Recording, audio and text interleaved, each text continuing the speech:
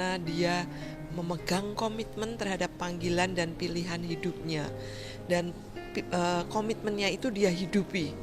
Contohnya kalau dia berkomitmen terhadap panggilannya sebagai biarawati, dia bertekun dalam doa, dia bertekun dalam hidup berkomunitas, dia bertekun dalam hidup karya.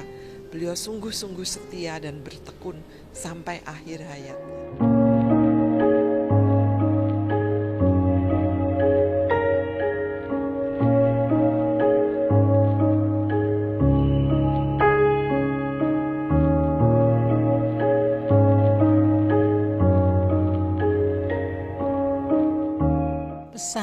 Kesan saya terhadap Suster Fransisco hanya satu, beliau sangat disiplin.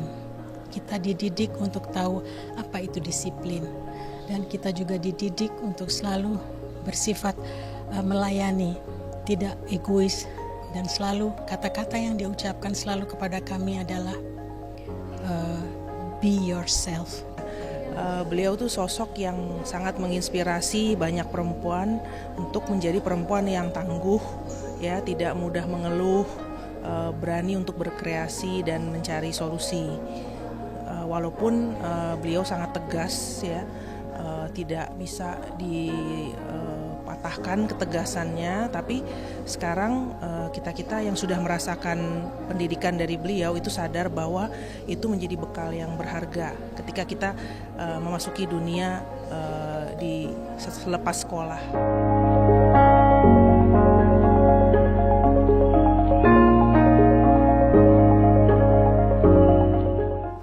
Suster Fransisco adalah seorang pendidik. Ia ingin mendidik banyak perempuan untuk menjadi manusia yang seutuhnya, tidak saja memiliki keterampilan, tetapi juga memiliki kekuatan serta kepekaan. Jadi seorang perempuan itu bisa jadi pemimpin karena dia memiliki ketegasan, tapi sekaligus juga kepekaan dan welas asih. Saya mewawancarai Suster Fransisco, dan dari situ saya bisa melihat sangat jelas bagaimana ia yang dididik oleh suster-suster Belanda zaman dulu. Dia melihat bahwa tegas, keras, disiplin, tetapi kemudian penegakan disiplin itu juga harus disertai dengan welas asih atau kepekaan. Disitulah esensi dari mendidik, tidak saja tentang membuat pandai, membuat terampil, berdisiplin, tetapi juga memiliki welas asih. Suster Fransisco itu orangnya disiplin, ya, sangat disiplin, dan tidak hanya mengajar masalah disiplin, tapi juga masalah etika, masalah ketepatan waktu dan sebagainya, begitu, ya. Jadi tidak hanya masalah pendidikan akademis, tapi juga moral, ya, kemudian etika dalam bersikap. Jadi makanya anak-anak itu masalah pakaian segala diperhatikan, rambut diperhatikan, ya.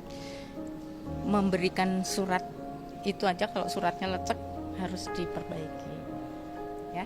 Mungkin ada mengenai Contoh pengabdian dan pelayanannya yang memang betul-betul kami sekarang ingat dan kami mencoba untuk mengikuti. Suster memang keras, tapi penuh cinta kasih, lembut, dan itu yang nggak bisa saya lupakan.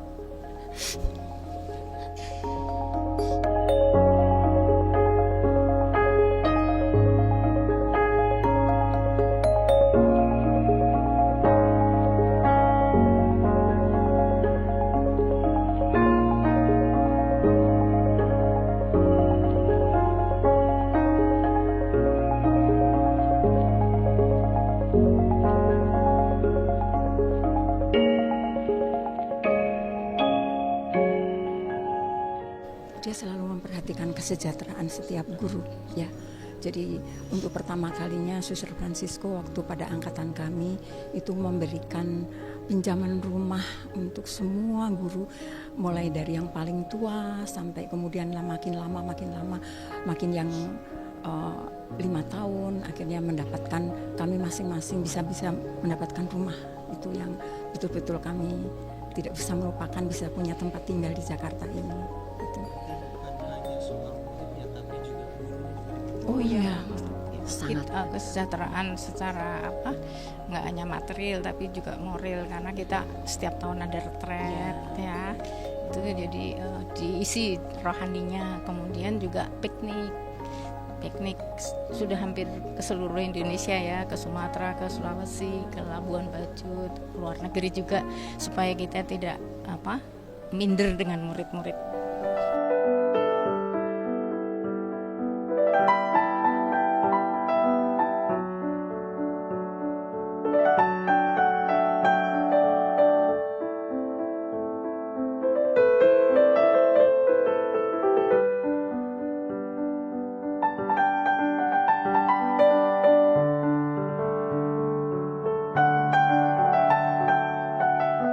Suster Francisco langsung menurunkan uang sekolah karena dia tahu bahwa kami tidak lagi memiliki tulang punggung keluarga.